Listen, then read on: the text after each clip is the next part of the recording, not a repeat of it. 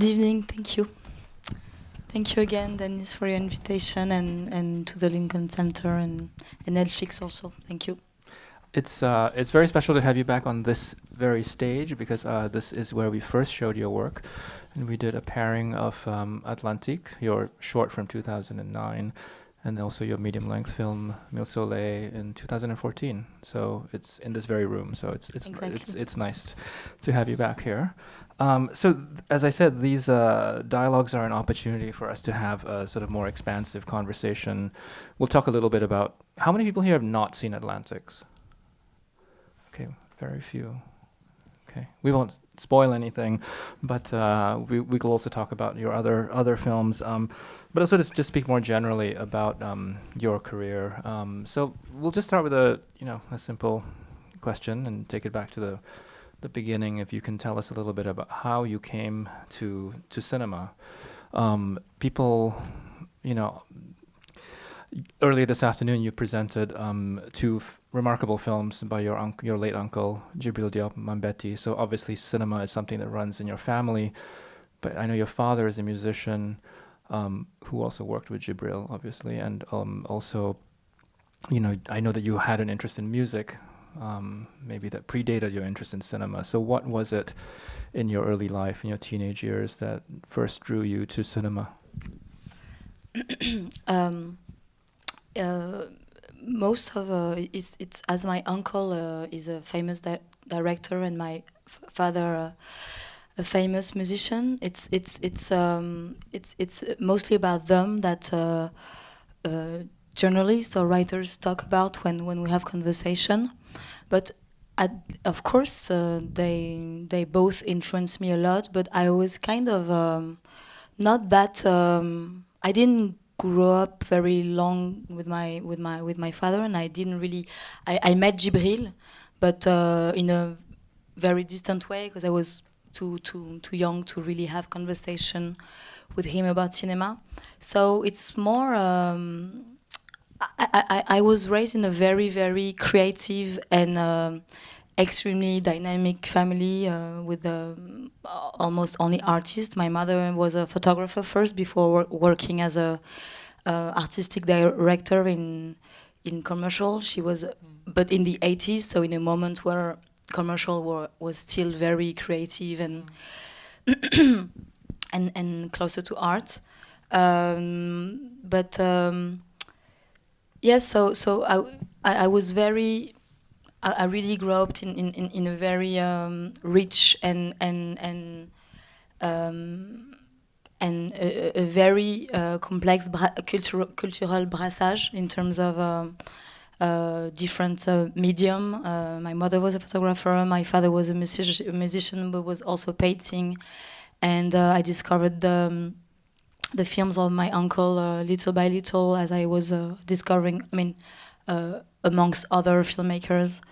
I think it's also the back and forth between two cultures from Africa to France, but also the chance to have traveled a lot and to have experienced different group of people of class, which really I was very privileged to be exposed to very different, various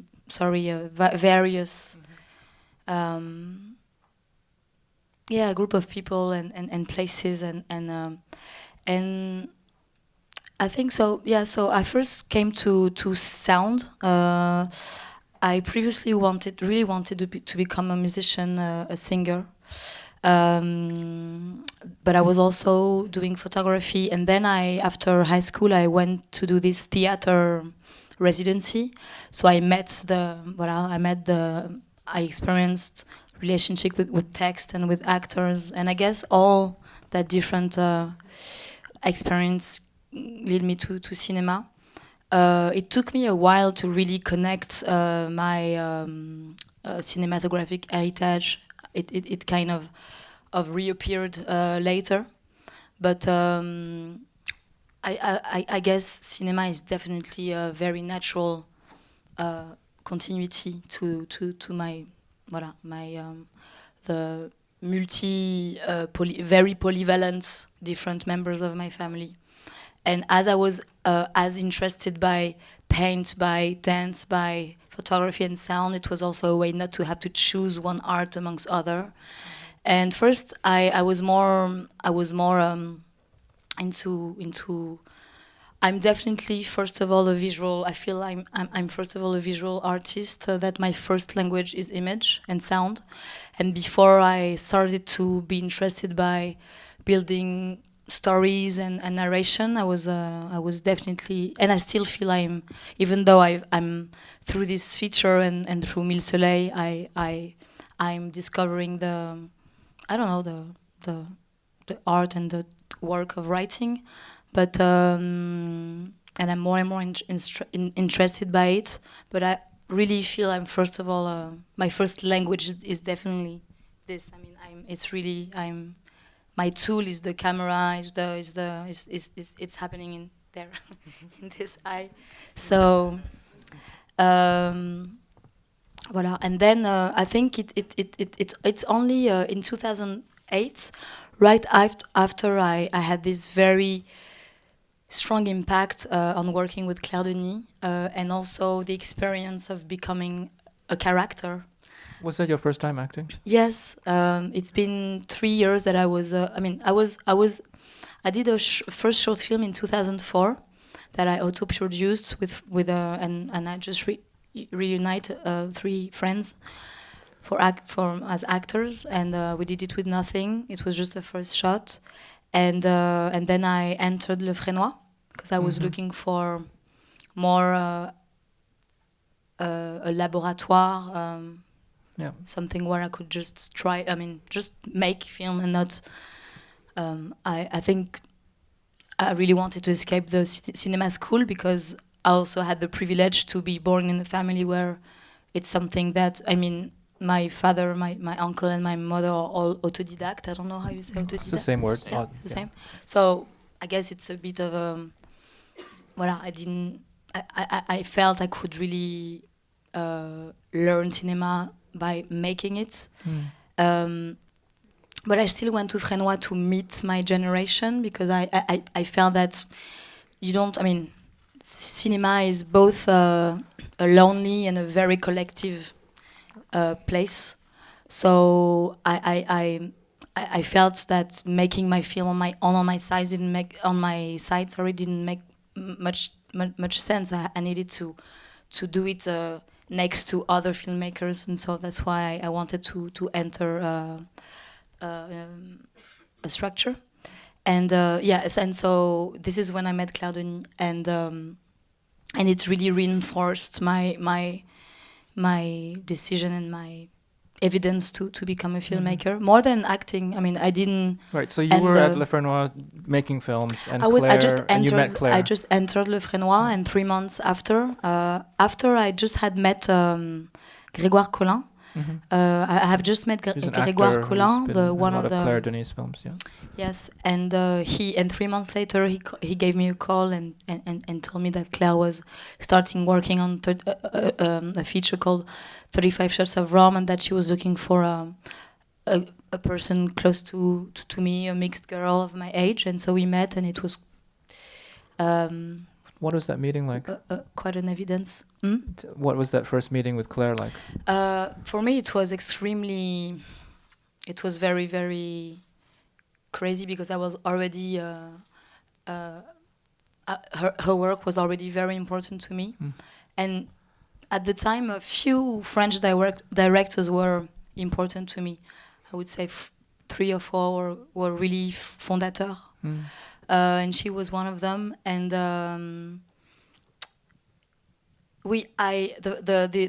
essay, the audition was to dance with Grégoire Collin on Marvin Gaye. So, yeah, it was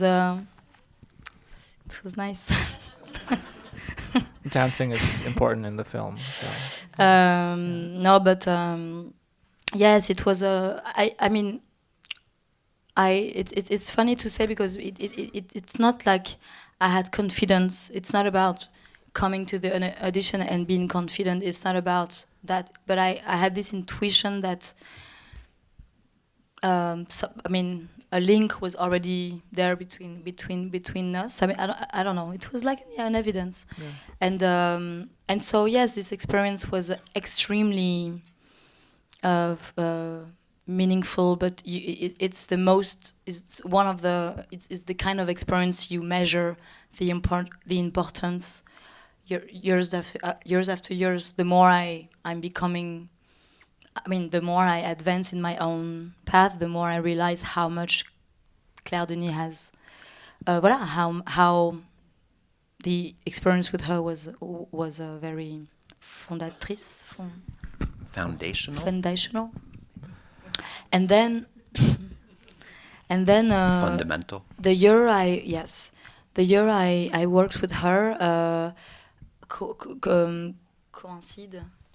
coincides. Thank you.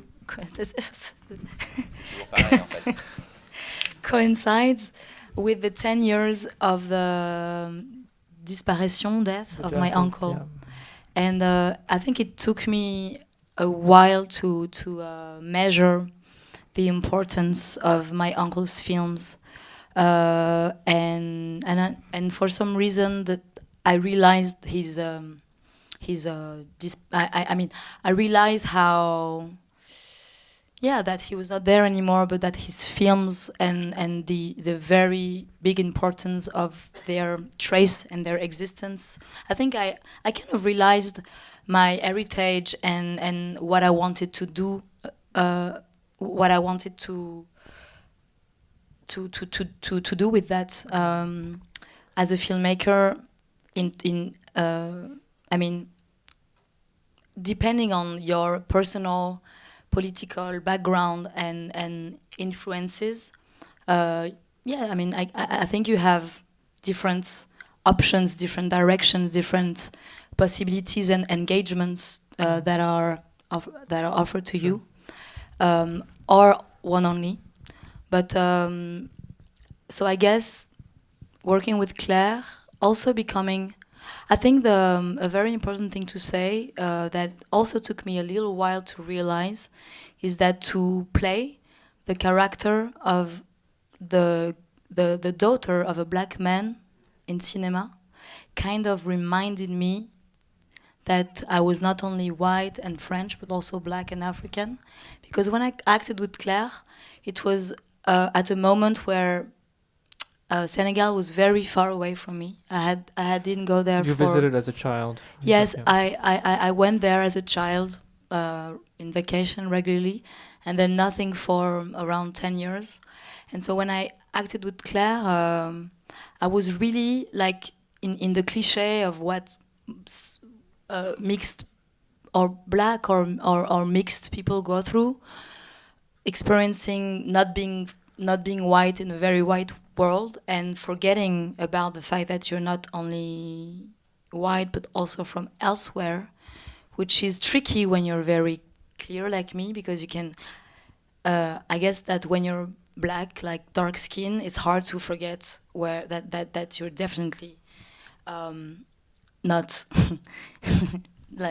black surrounded by white, but in France we have a very different relationship to the frontières are much more tricky and full of ambiguity and this universal la dimension universaliste en fait, the universalist dimension makes it very tricky actually for a mixed person in France to figure out where and so becoming this character for Claire Denis, the daughter of. A large part of the film is about your relationship with your father in the film too. Yeah. And Claire Denis was obviously filming an actor, not a black man, but an actor. But to me, it was still quite something to discover myself on a big screen. It was like I had to. Look, I mean, you're the daughter of a black man. You live in Paris in a very white world. But I mean, it sounds a bit maybe, but I think it's people don't realize how, I mean, people, white people don't necessarily realize how complex and what you have to deconstruct to go through that. It's huge. And I think that this moment of my life, I think that I really re-engaged and restart my relationship to cinema at the moment where I deconstruct my relationship to my origins, to my white, French, African, Black origins. So I think I also used cinema as a tool to reconquer my African origins and to question the fact that a Western culture was very heavily dominating my African culture. And I think it was confrontation, both personal and political, to a number of subjects that came to that, but expressed through cinema. It's hard for me to explain all that in English because it's not my first language. I hope it's... No, I think it's very clear. It's clear? Okay. I want to ask about another aspect of working with Claire Denis, which is being an actor, which is not something you said you set out to do, but then it's also something you did continue to do occasionally. You worked with Antonio Campos, with Benjamin Crotty, with Matias Pinheiro, in their films, who are sort of like, colleagues, cohorts of yours. And I'm wondering if you can talk about that experience of acting for the first time and how continuing to act and how that has informed your work with directing actors, with casting actors. I mean, it's as simple as having experienced, as I was saying, to have myself becoming a character for a director.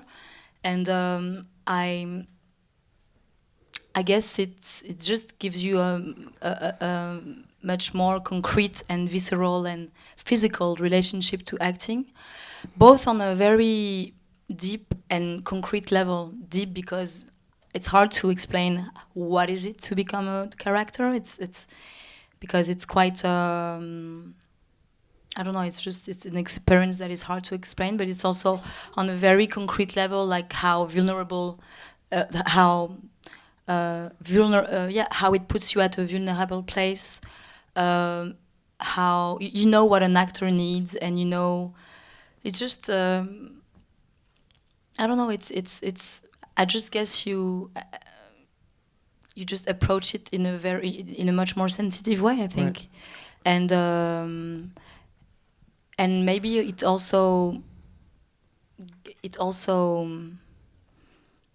makes the link between writing a character, choosing the actor, and recognizing, for example, for street casting.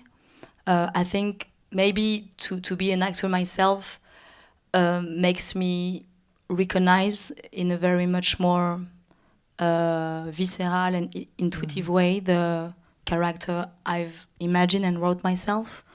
That is why, of course, a lot of the work is of course about rehearsal and getting the actor to understand very, very precisely what she or he's defending, but it's mostly about choosing of not even choosing, but recognizing your character through a million, thousands of people in the street. Even though casting is just not hanging, it's not about just walking the street and wonder. There's a very methodic way to go find your actor. For example, for Souleiman in Atlantics, I went to find him on a work construction site. So so the person who acts has a social relationship to a coherence, a social coherence with the character. But yes, I think the fact to act just it makes acting, writing, and directing a one and same dynamic. It's not like three parallel thing. It's one same gesture and link. Yeah. Yeah. So, okay, to come back to your time at Le Frère Noir, so you were at school around the time that you made the film with Claire, and you made Atlantique, the short, when you were at Le Frère Noir? That was your graduation film? In fact, so it was 3 years. 3 months at Le Frère Noir. I left for the film of Claire, and after I finished the shooting with Claire, I still had a couple of months before re-entering at Le Frère Noir. And it's really at that moment where it was really the starting point of everything. I didn't have any producer at the time because, I was really starting.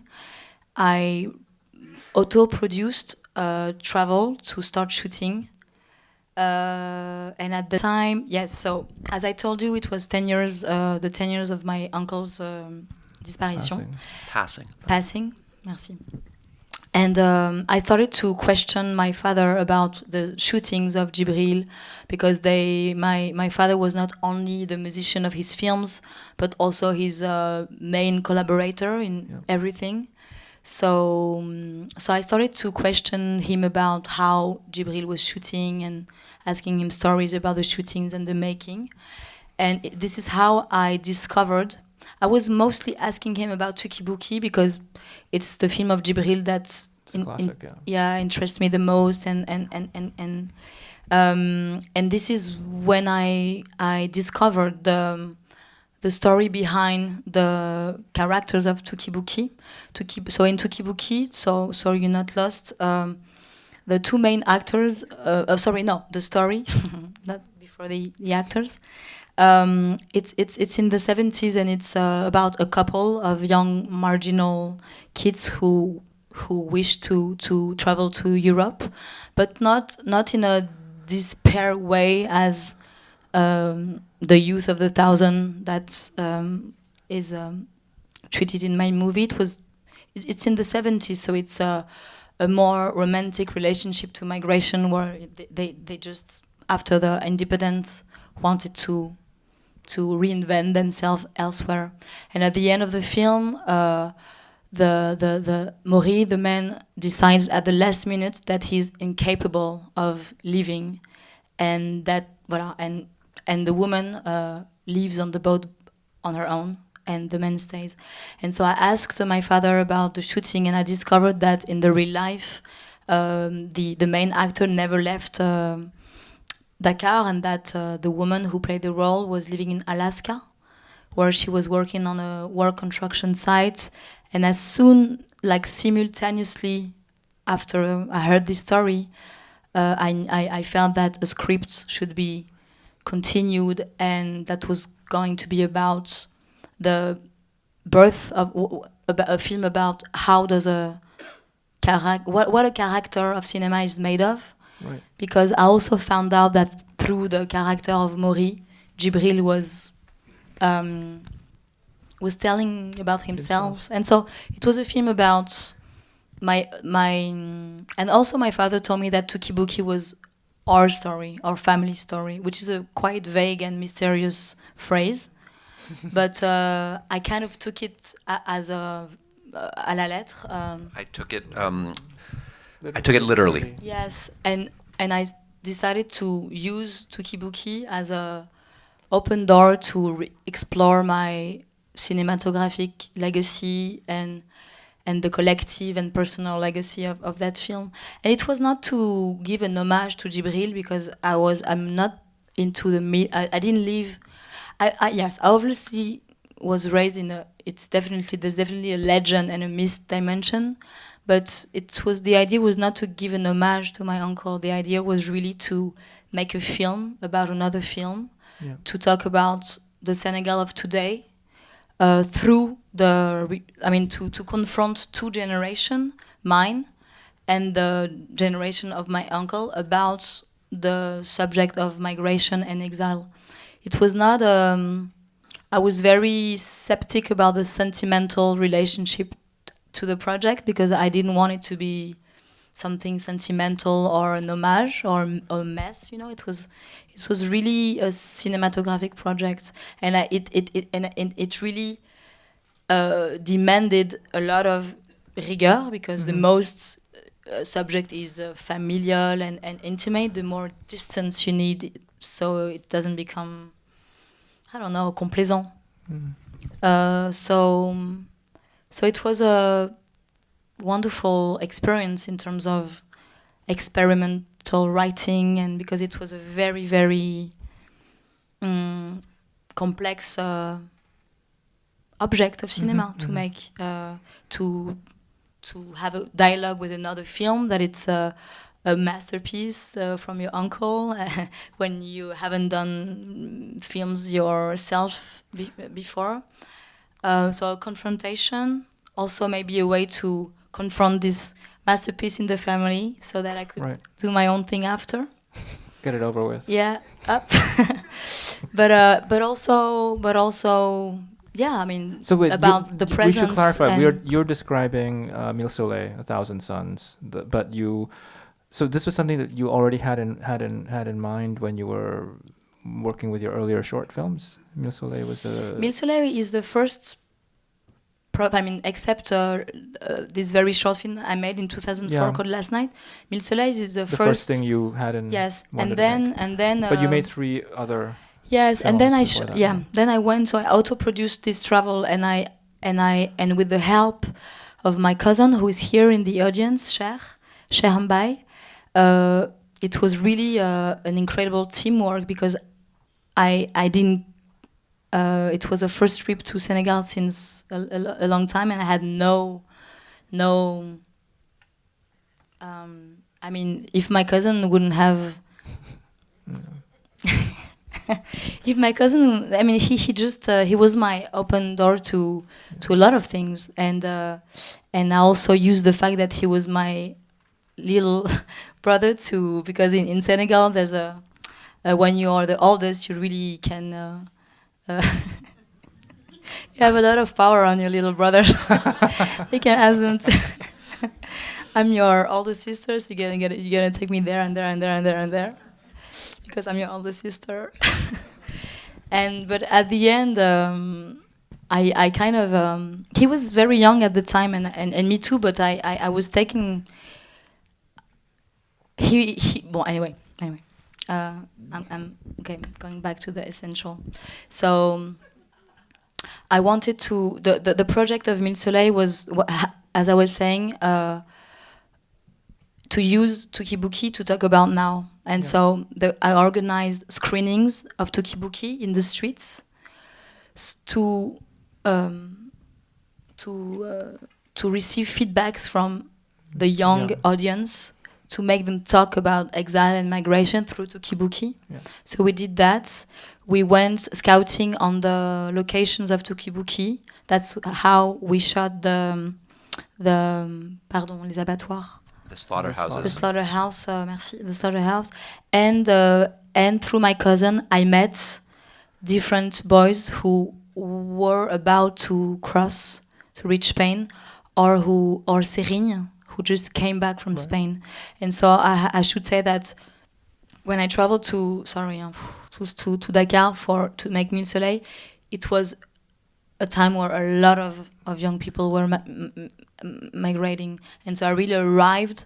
And Cher was living at my aunt's house, which was in a very popular neighborhood full of young people.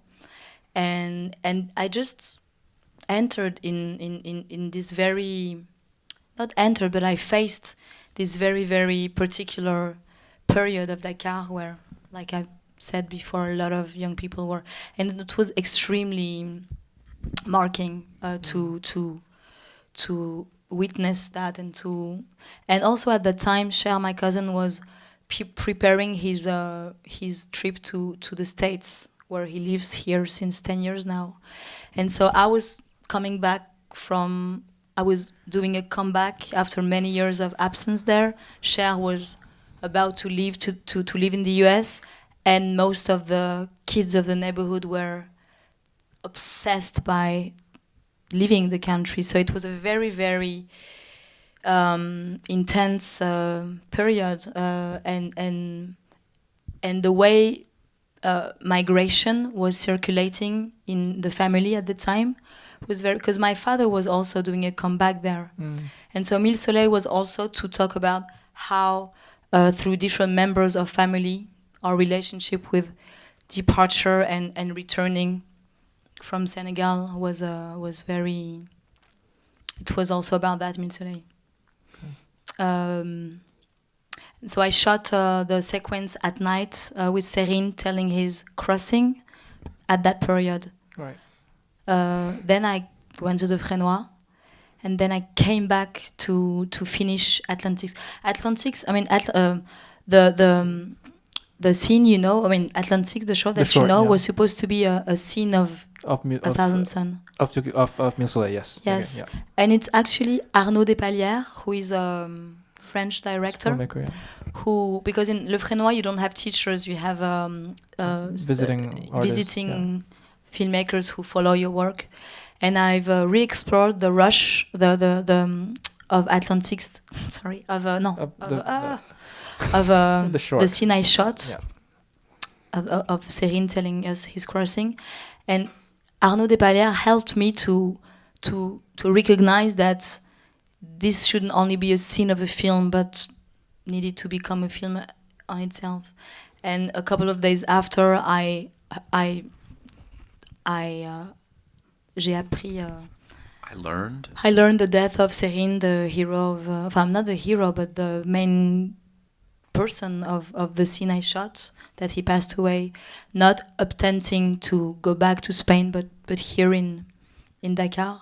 And so I guess my first relationship to shooting a movie in Dakar was very marked by the fact that I captured and filmed this young man who really shared his crossing in a very, very incredible way that night, and that the question of how do you continue a film with a main character who is not here anymore? Do you have the right to do that? And if you do it, how do you deal with that? And so this is how I met his mother and his sister at his funeral, and that they became characters of the film. And I guess that the sister of Serine, who I filmed in Atlantics, became 10 years later the character of Ada. Right. Okay.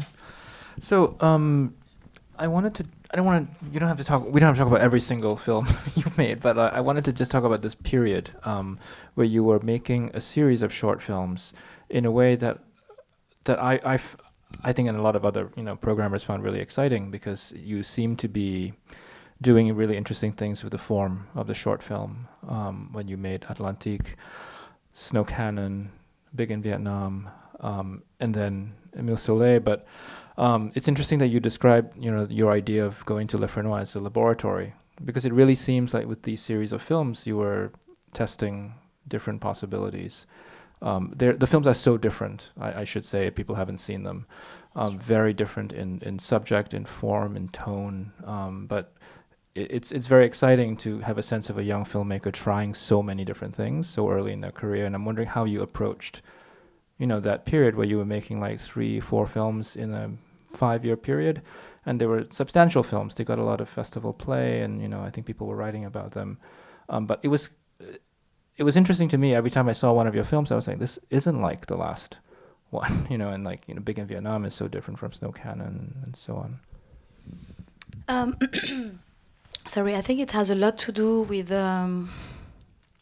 the context. There's definitely a different relationship, approach, personal link to the film I shoot in Dakar and the others, because the film I do in Dakar come from both very personal and political urgency, caused by a situation that obliged me to react to a situation, to Also in terms of morale, it confronted me to questions that goes beyond cinema, and where also really found a point of meeting between personal and political dynamic. And then it's also, and it's very important to talk about that, because it's not only about ideas, imaginary and projects, it's also about meeting different people, producers, who give birth to different dispositifs of production, and who, for example, Big in Vietnam was alors, comment on dit déjà une commande? Commission? Oh, thank you. A commission by a producer from Marseille, who proposed me to do a film in Marseille with a certain budget, and to work with actors of the region. So it was a kind of an exercise, and at that time I had only directed Atlantics, the short. I had never worked with a professional actor, so for me it was a great exercise, and so that was the constraints for these: a budget, a city, and a group of actors. So I passed audition. I met 60 different actors, had them auditioned them, which I never did before.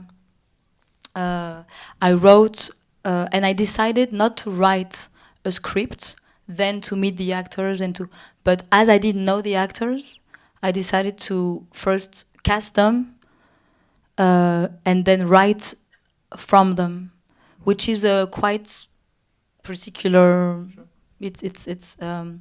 And so it became between fiction and documentary, because it was also about them at the end, not about which actor they were, but more about them. And it happens that most of them were French, but originally from Vietnam, which was on an unconscious level a way to talk about my own double culture through them. And so the process of writing and rehearsal with them was definitely experimental because the script was that I co-wrote with my friend Thierry de Peretti, was really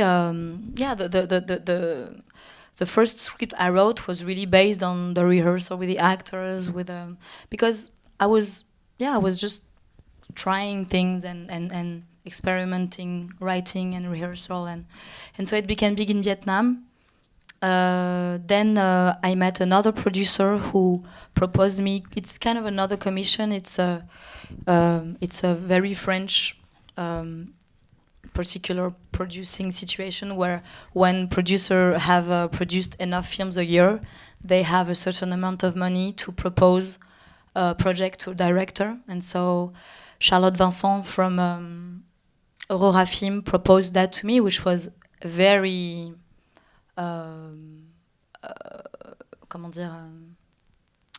which was amazing for me, because it was once again a project that was proposed and I could write and try something else. And so at the time I did it's called Snow Cannon. So Snow Cannon is a it's I co-wrote it with Judith Loulevi, who is here in the audience, who is the producer, who became the producer of my feature film Atlantics.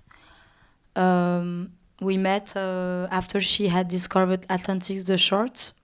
We decided to make films together, and but before we worked on this feature, we co-write Snow Cannon. And Snow Cannon is a kind of a short who was a preparation for a feature I had in mind at the time, who was supposed to be the adaptation of a Norwegian novel, very different from Atlantics, who was supposed to be set in the French Alps, and who is telling the story of comment on dit la toute puissance? The omnipotence or the extreme power, la toute puissance de quoi en fait? La toute puissance, c'est l'histoire d'une amitié toute puissante. Enfin, Oh, it's the story of an overwhelming friendship.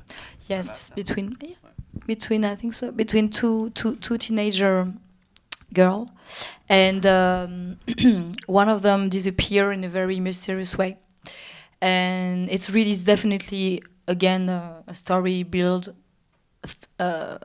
around a disparition, and the character who stay reveals herself through the disparition of the first one. So, and I did snow cannon in preparation of that feature, and it was a much more, classic approach. First time I was using film. First time I was writing a script in a much more, classical approach, like telling a story from a point to the end. Quite,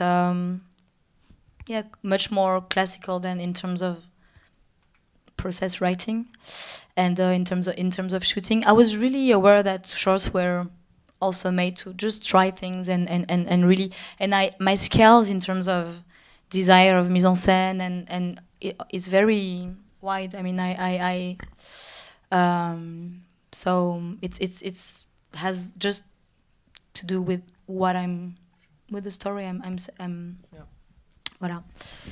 When you said, I want to come back to something you said earlier. You said 3 or 4 filmmakers were very important to you at the time, and Claire Denis was one of them. Who were the others? I would say Chris Marker and Godard. Okay. And but also I thought you were, but at this time, then when I in parallel of my short films, I would say that my friends were mostly my inspirations. Like I mean, the friends who were making films by my side, doing their own films, like Gabriel Abrantes, who I met at Le Frénois, who was definitely a very stimulating friend and filmmaker to have. In terms of ambition, of incredible creativity, and Thierry de Peretti is definitely a filmmaker who we just grew up making films together side by side, and other friends too, Benjamin Crotty also. I mean, very differently, but and later. Yep. But. Yes, I think it's we often ask to filmmakers which like famous filmmakers inspired them, but I feel that the filmmakers that I've met while I was making my own films had a very important impact on challenge voilà. Yeah, I mean it's it's kind of hard to define like generations and movements or anything, but I do feel that there's something about a particular group of filmmakers who are around your age who have a kind of, who often work in narrative but also are quite experimental in their approach, and I think Gabriel Abrantes is somebody I think of in relation to your work, and also people who have made a lot of short films and kind of play around with the form a bit. Something I did want to ask you is, even though your films up till now I think have been very different. I mean, the short Atlantique is very different from the feature Atlantics.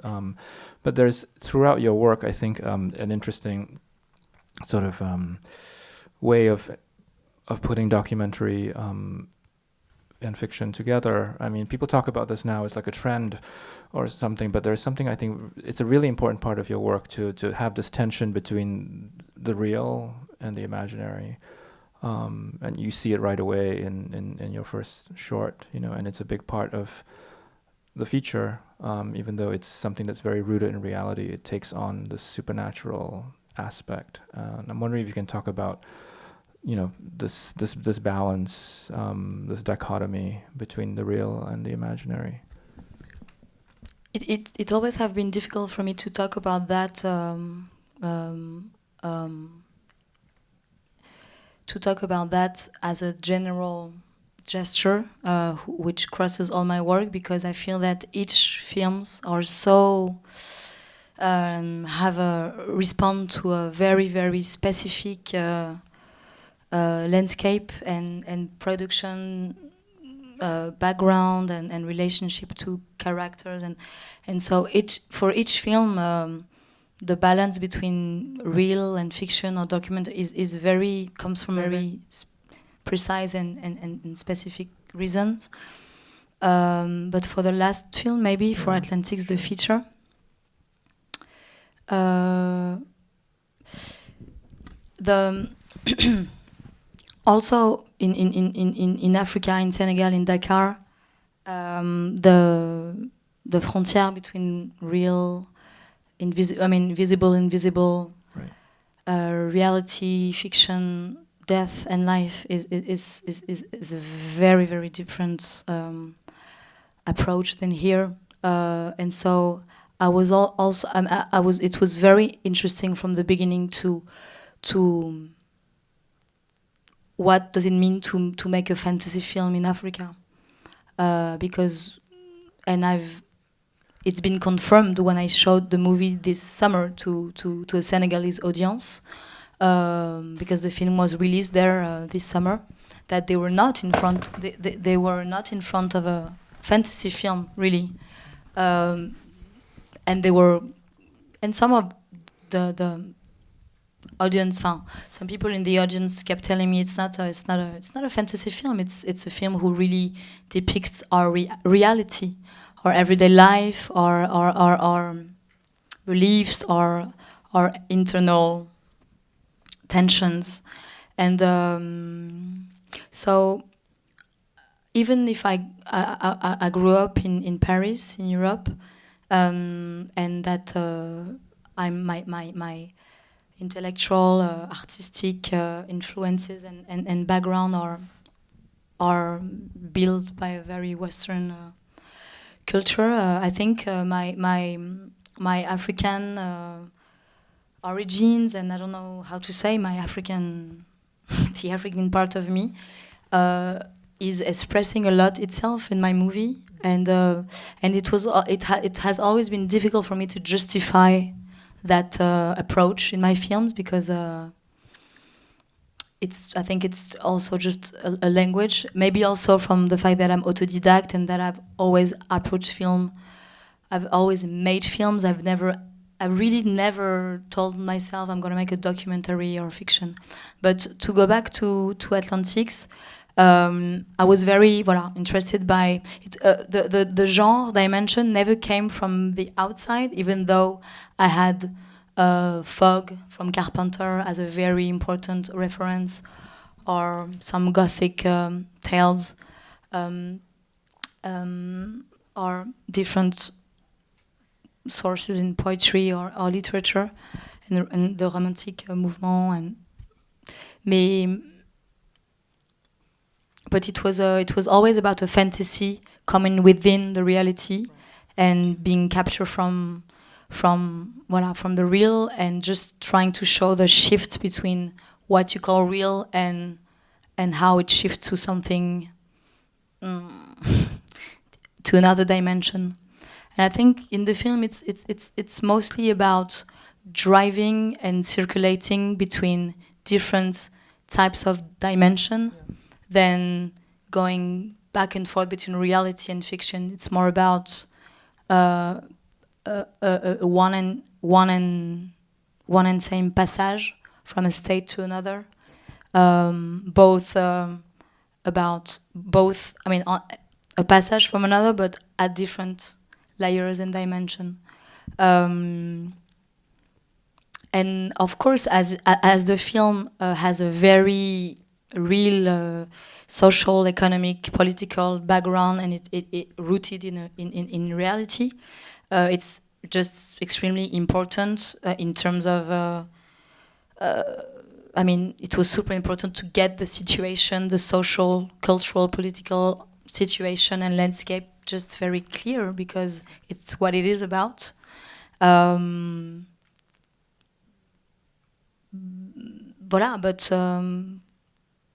but it's a story about ghosts, about being haunted, about how ghosts are taking birth within us, how and as a yes, it's my English. I'm just going to ask one more, and then we'll take some audience questions.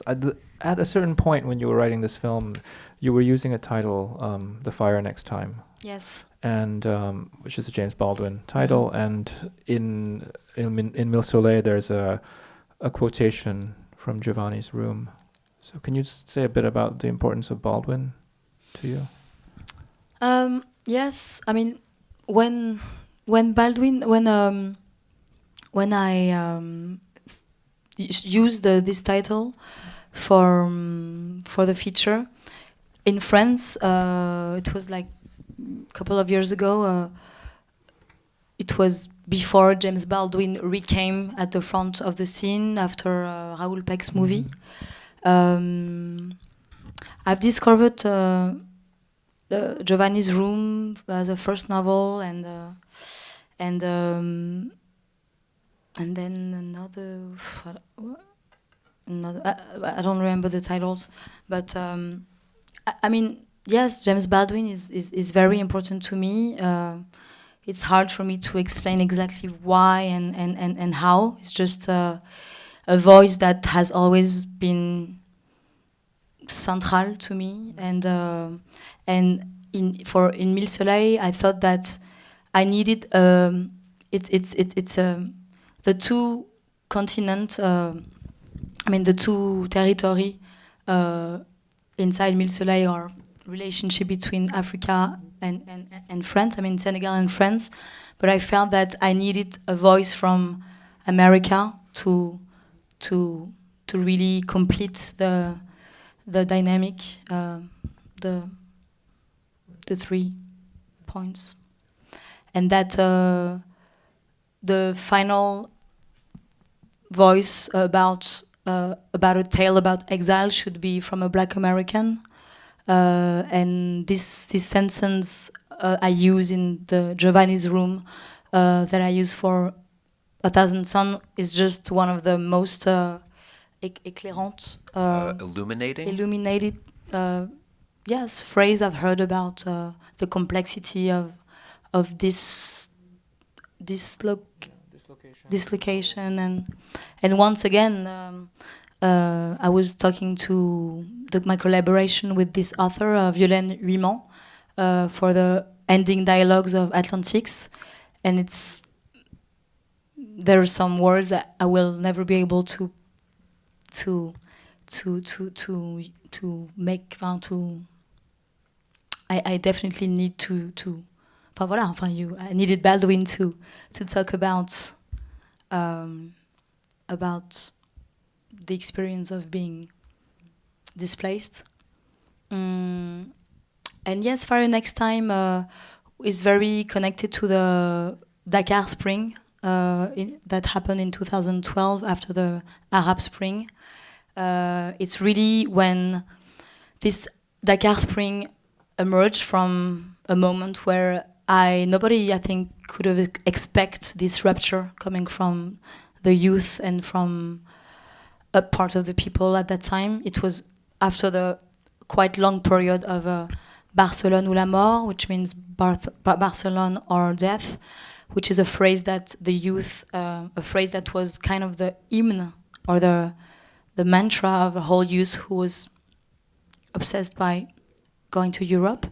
And so after this very dark period, riots gave a huge and unexpected rupture.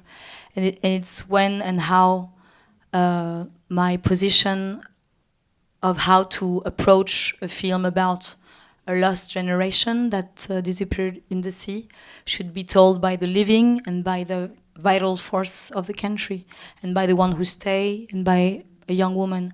And so this is, and Fire Next Time just appeared like an evidence as a title. I think it was really, a title is really it's very musical. It really gives you a frequency, a vibration, a frequency you have to keep in mind. because you know that you want the film to reach that frequency or to stay on that. And so Fire Next Time was really my kind of mantra for the whole writing, and because it's a quite guerrier. Warlike? Okay. Combative, maybe? Okay, yeah, I didn't know it was warlike. Okay. Warlike. I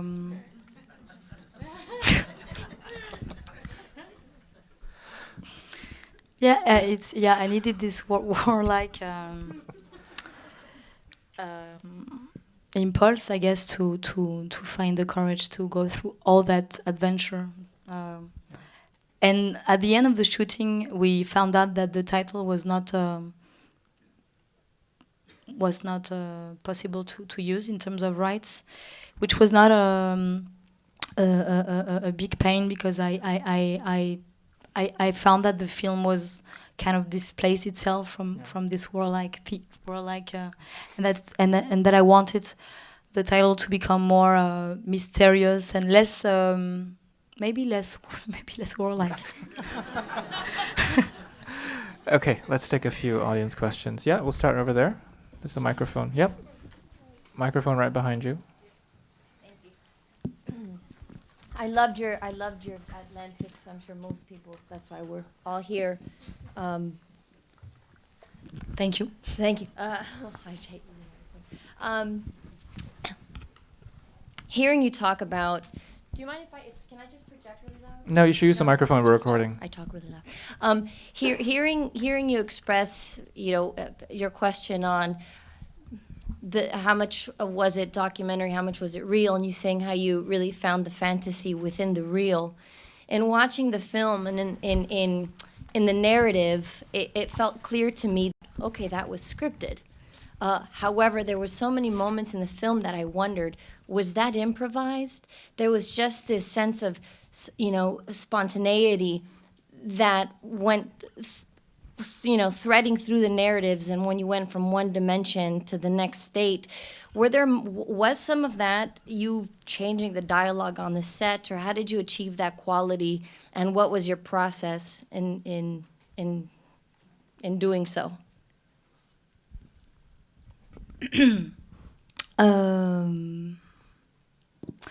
It's definitely it's definitely not improvised. I mean, there's on other films. I don't know, like for example, on 1,000 Sun, even if it was very, very, very, very structured, I think there was definitely a more improvisation dimension. Also because the lead actor was playing his own role.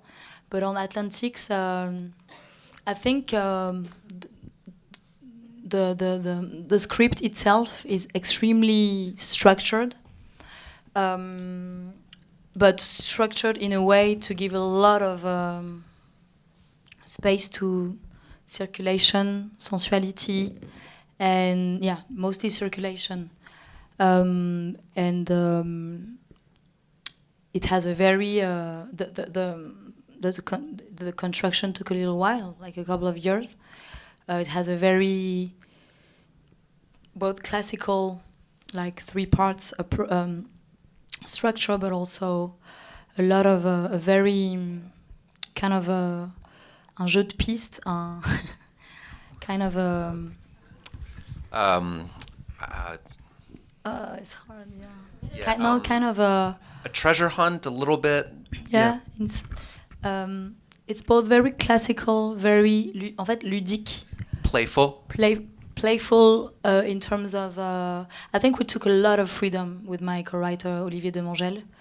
We both wanted the film to be very accessible, to assume a certain relationship to American cinema, like an efficiency, action, really like this something that's really advanced and but both very contemplative and sensual and sensorial, And so it was. I really wanted the film to be able to hold all the different kinds of cinema I love and who shouldn't be and who can cohabit in the same film. But no, I mean, I would say that the most vital, vibrant, and maybe sensation feeling of living and so that maybe you call improvisation is definitely brought by the actors, by these people in the film who are characters in the movie, but who are who they are and who are so special and so special and so particular, and which is a mix of a very, very precise work in terms of direction, in terms of what we've built together through the rehearsal, but also a possibility to make them exist and express who they are. And I think that's what characters not should be, because but I think they bring soul and life, a lot of life to the film, but in a very structured story system, but who gives a lot of space to life and to them, to the people I film. Yep, over there. Hi, Mati, thank you very much for the film, for its beauty, Atlantique, I'm speaking about, which is the feature. I'm going to try to construct this question, and I'll try to keep it brief. I wanted to ask you, I found your filming of the ocean utterly beautiful, and I wanted to ask you about the ocean, its meaning, and also I watched your short Atlantics, which I also found quite moving, and there was, towards the end, there was what I thought, without knowing much about Senegal or Wolof or Dakar, gravestones towards the end of the short, or what I thought might be a gravestone. I could be wrong, but A what? Sorry. a gravestone, like a cemetery towards the end of the short. But the question is about the ocean, its beauty, but also the place. I was very moved, the last little piece from the feature, when the men reappeared at the bar and you saw them in the mirror, and you remembered them from the beginning of the film. And I just wanted to ask you about this place of remembrance, the ocean, and how to construct I'm saying gravestone, but I mean a memorial of someone, a tribute to someone, which I think you did through the film in a very powerful way. But just to ask you, it's a loose question, but maybe you could speak to that. No, thank you. It's very clear. I think I've been giving not different, but as you can imagine, I've been answering to the question about the ocean a lot of times, but at the end, I think that I could tell you that the ocean is a character in itself. I could tell you that it's a symbolic of many things, but I think that it's mostly. I think my images and my cinema also begins where my words and my capacity to formulate things ends. And I think that there's something, to come back to the period I'm talking about, and which is all about this departures of that youth for Spain, and their passing in it. I think that besides all the rational, economical, social answers to this departure, there is still something that's in front of the immensity of this ocean. There is still something that and I think that's why I made this film. Something that leaves me absolutely speechless and incapable of not understand but measure is this passage of act where a boy or a group of boys cross that immensity and go there and jump into it. Because I can understand the reason why they want to get there, but you still have this immensity to cross. And it's a physical and a real act. And this specifically this makes me, I'm, and so to confront the audience in front of that ocean is a way to share my own incapacity of voilà.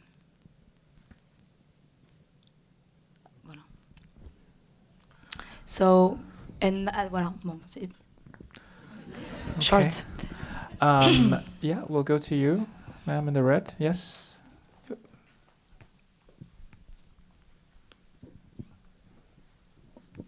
Hello, thank you so much for being here.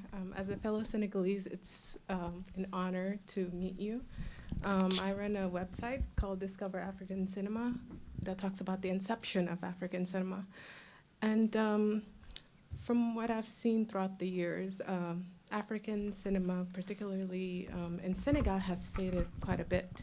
I mean, it started off with Ousmane Sembène and Mambéty Diop as well. So I was wondering, what can Africans do to, bring back the storytelling, particularly in Africa, and actually to an extent in Africa, but particularly in Senegal, to the world scale again?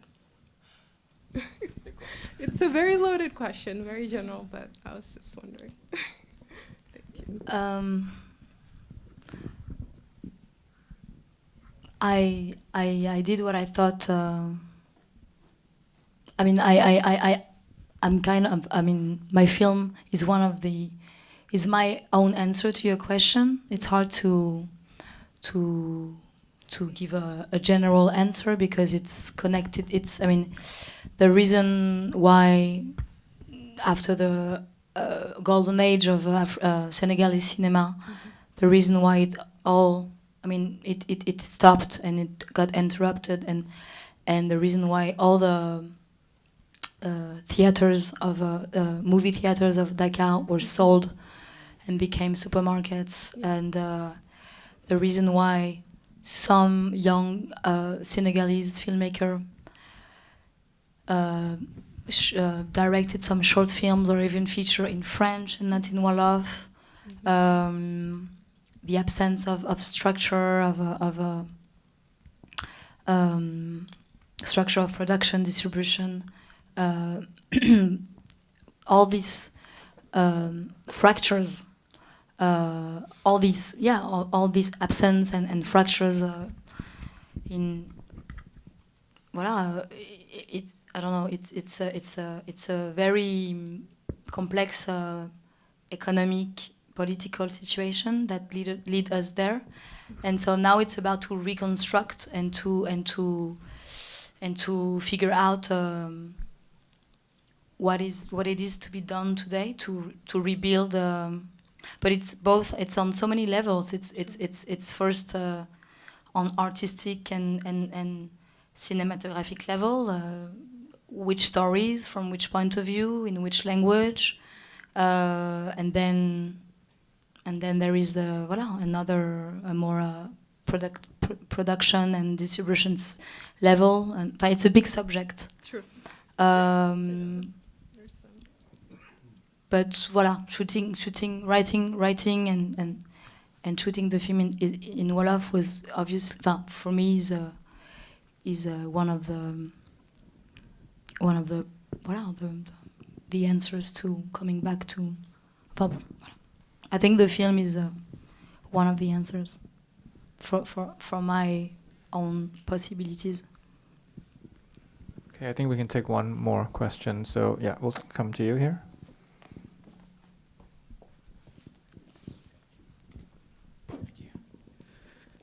I believe you and your team said this was your first feature film. I wanted to ask, I guess, just in terms of this journey for you as a director being your first feature, can you just kind of give some insight to that journey, what that was like for you? Even for some of the actors and your producers, what was that like going from shorts, medium length to a feature length film?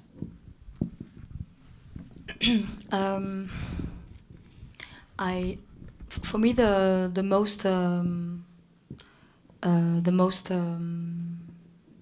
huge difference was the writing process. The difficulty for me, who comes from a more visual relationship to cinema.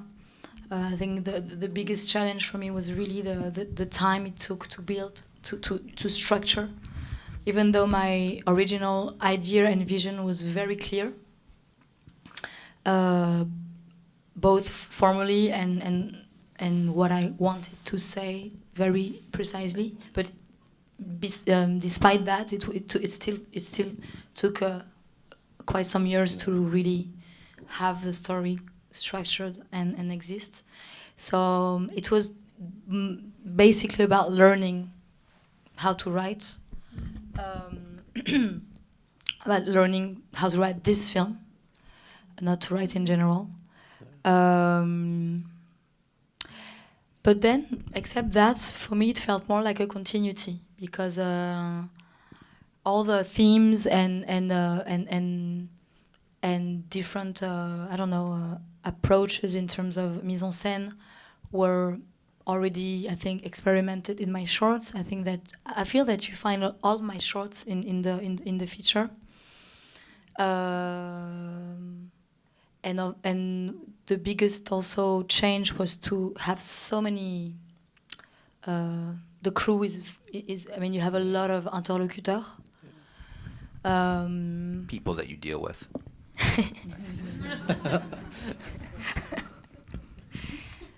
So, but I did everything I could so it didn't become the first feature, and the pressure that goes with it, and the professionalism that is supposed to go with it, that I kind of was a bit skeptic about too. But also, I mean, try to get rid of this big step, like adult initiatic passage, you know, but also but still, to me, I have a very, I think, not naive, but very first degree relationship to feature. For me, feature is also to talk about a much larger audience in a way that I definitely, after Atlantics the short, wanted to talk about the same thing, but not only to very